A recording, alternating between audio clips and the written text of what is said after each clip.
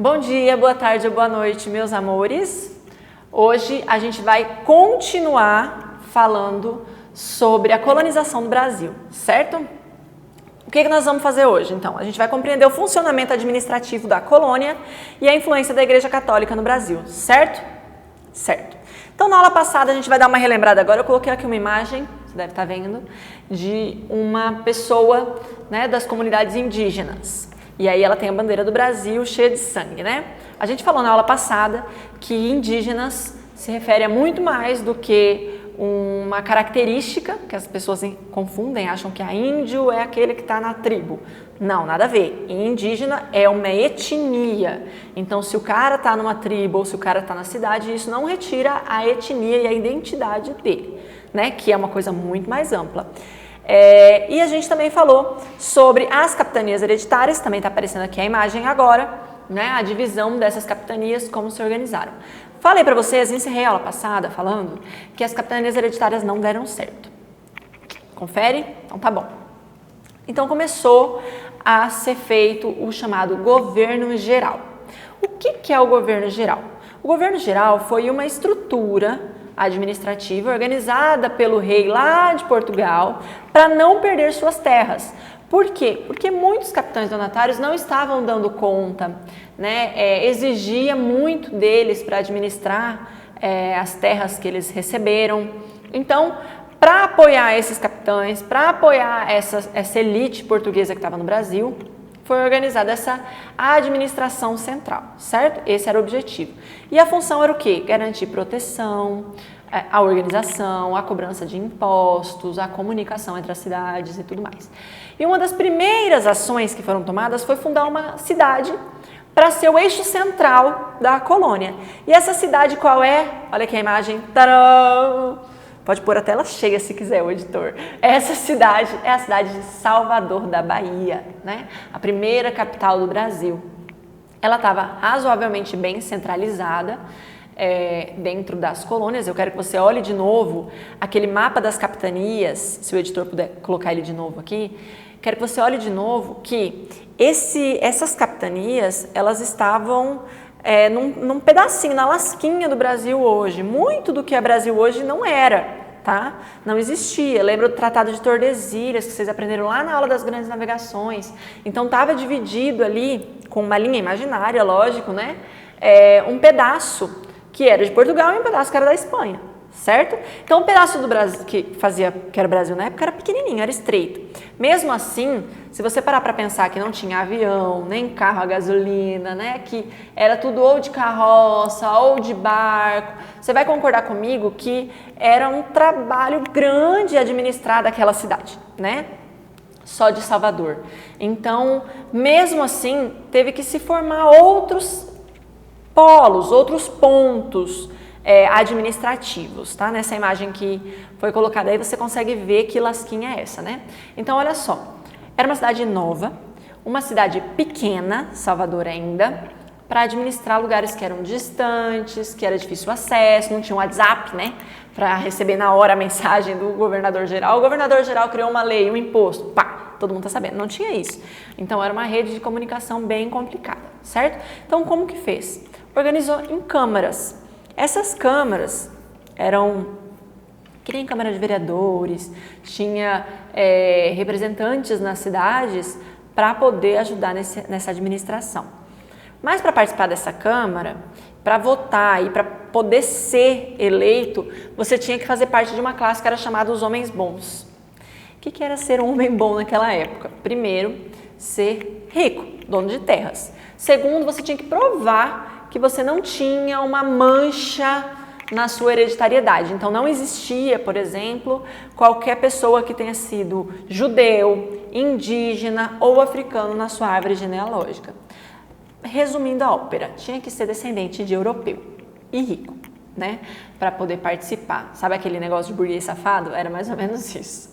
Nessa época, algumas das maiores cidades do Brasil foram fundadas, como a cidade de Recife, que foi formada por alguns comerciantes e pescadores. A gente tinha a cidade de São Paulo, que foi formada especialmente pelos jesuítas, que eu vou falar daqui a pouquinho. A cidade do Rio de Janeiro foi fundada para poder tentar dominar os indígenas ali na Baía do Guanabara.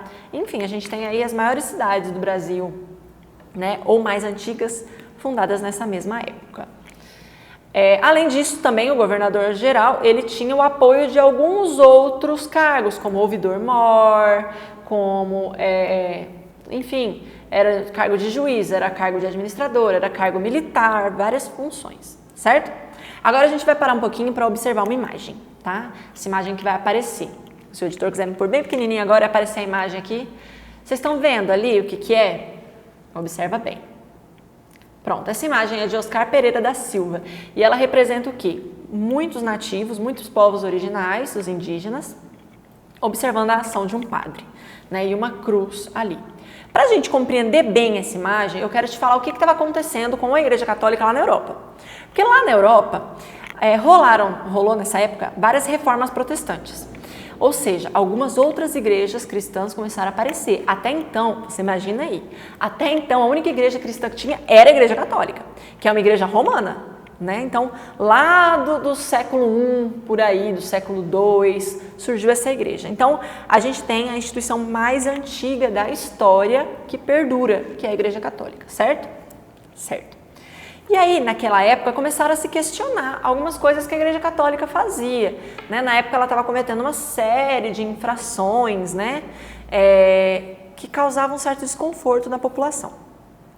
Por conta disso, houveram algumas exigências de modificação dentro da estrutura religiosa da Igreja Católica.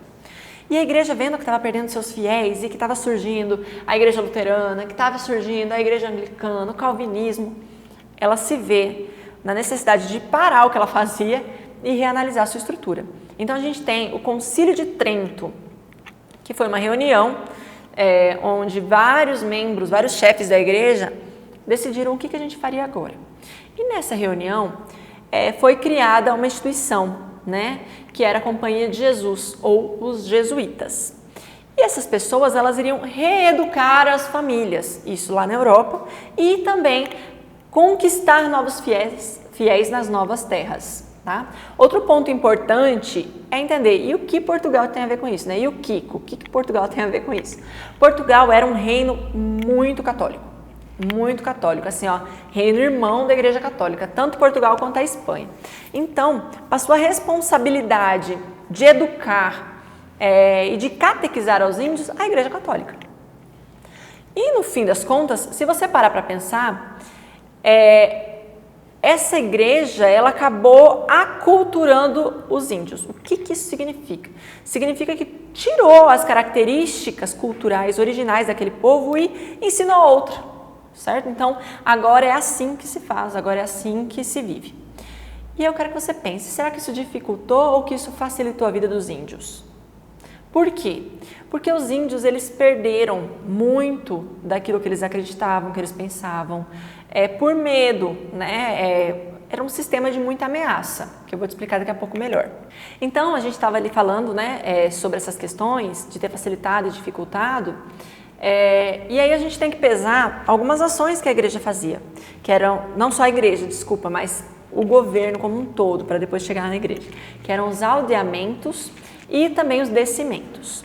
Os aldeamentos eram como se fossem cidades que eram formadas para colocar os nativos ali. Então, o que acontecia? Você tirava aquele povo do seu lugar de origem, você tirava eles dos seus lares e juntava todo mundo. Falava, olha, agora vocês vão morar nesse lugar aqui que eu criei para vocês morarem. Entendeu? E a segunda eram os descimentos, que eram retirar de forma forçada, né, levar de forma forçada todos esses índios para aquele lugar. Aí, juntando isso com o catolicismo, com os jesuítas, a gente vai ter as missões jesuítas. As missões jesuítas eram cidades onde os padres, eles administravam e reeducavam através da catequese. Deixavam esses índios um pouco mais dóceis para aceitar o domínio. E por que os índios aceitavam isso? Porque se eles não aceitassem, eles acabavam sendo escravizados, né? Então, melhor abrir mão dos meus costumes do que ser escravizado. Alguns índios pensavam assim, não eram todos não. E aí eu faço uma pergunta para você. Você acredita que esse processo de tirar a cultura de alguém e colocar outra é violento? Pensa um pouquinho. Será que é? Será que alguém chegar na sua casa e dizer, olha, o jeito que você come, que você veste, a estrutura de família que você tem, a religião que você acredita, tudo isso está errado e você é obrigado a abandonar esses costumes todos? Será que isso é violento? Bastante, né? Então foi um processo bastante cruel com esses povos nativos. E é importante destacar, na próxima aula a gente vai falar sobre a escravidão e eu vou retomar esse conceito, que cada vez se buscava formas de legitimar, de tornar aceitável a escravidão indígena. Porque a igreja dizia, não, olha, esse povo eles não conhecem a verdade, eles não conhecem a fé cristã, não vamos escravizá-los. A não ser que, aí vem as exceções, como as guerras justas, que vem justa, de justificativa, né? De uma justiça que não era nada de justa, na verdade. Então, quando os índios eles recusavam a virar cristãos ou eles estavam em guerra entre si, era aceito que eles fossem escravizados. Então, isso é bem pesado. E por que os índios aceitavam esse tipo de imposição? Para não virar escravo, tá? Segura essa ideia aí. E aí, antes da gente finalizar, porque em breve a gente vai falar sobre estrutura colonial, né, sobre a sociedade, do açúcar e tudo mais, eu quero finalizar com algumas reflexões, tá, bem importantes. Toda vez que a gente fala de colonização do Brasil, alguns pontos são levantados pelas pessoas. O primeiro, o fato da gente ser tão diferente dos Estados Unidos. Porque se a gente tivesse sido colonizado pelos ingleses, com certeza a gente seria igual aos Estados Unidos. Não, não é bem assim. Tá? E aí eu vou te explicar agora por quê. Primeiro, porque o grande interesse dos europeus nas Américas eram as riquezas, era para facilitar a vida deles lá na Europa, né?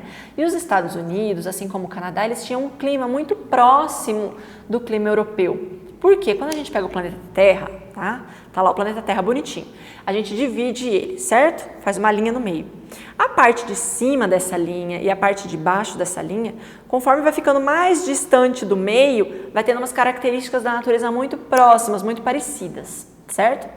E aí, os Estados Unidos e o Canadá, eles ficam quase que no mesmo ponto da Europa, diferente de nós aqui, da América Central, né? Então, nós poderíamos fornecer coisas que não eram produzidas na Europa, como, por exemplo, a cana-de-açúcar, né? Os minérios como ouro, prata, pedras preciosas, coisas que não eram fáceis de serem produzidas lá nos Estados Unidos, no Canadá.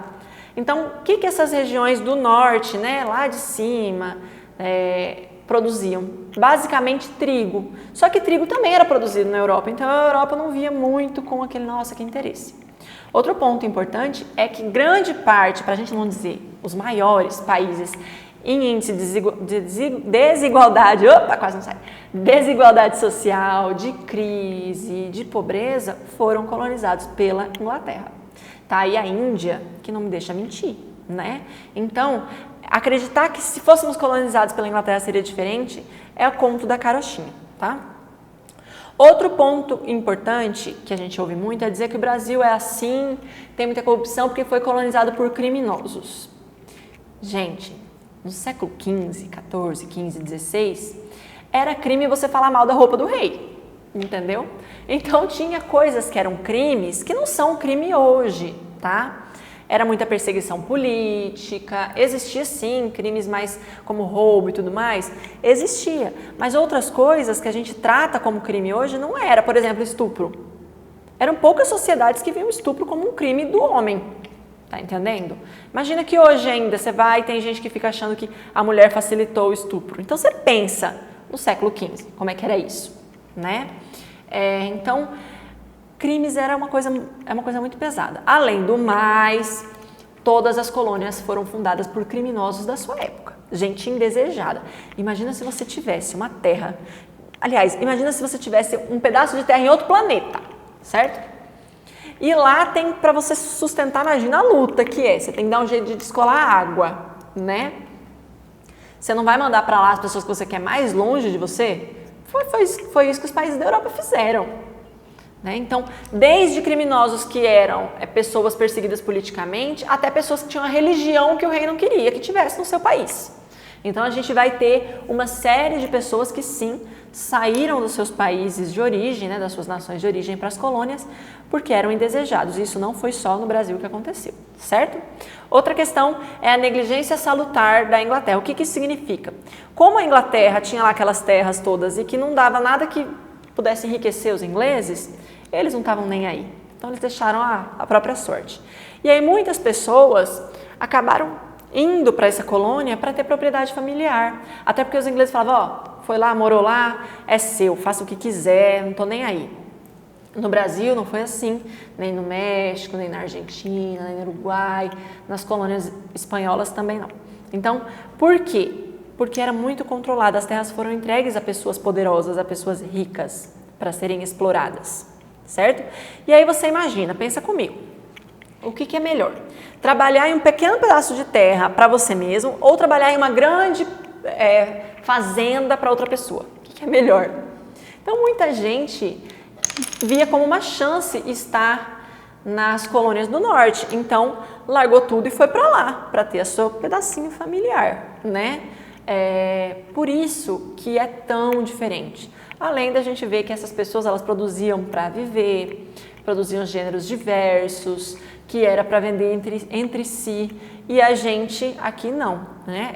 Tinha um mercado interno muito pequeno, era para vender lá para Portugal que controlava, porque Portugal queria extrair o máximo que pudesse daqui, então para produzir e lucrar com Portugal era o gênero que ele queria. Eles queriam o quê? Cana-de-açúcar. Então a gente planta muita cana-de-açúcar. A gente vai falar também sobre a estrutura da exploração da cana-de-açúcar aqui, daqui 2 aulas. Na aula que vem a gente vai falar sobre a escravidão, africanidades e a herança cultural dos povos africanos. Então, até semana que vem. Beijão. Tchau, tchau.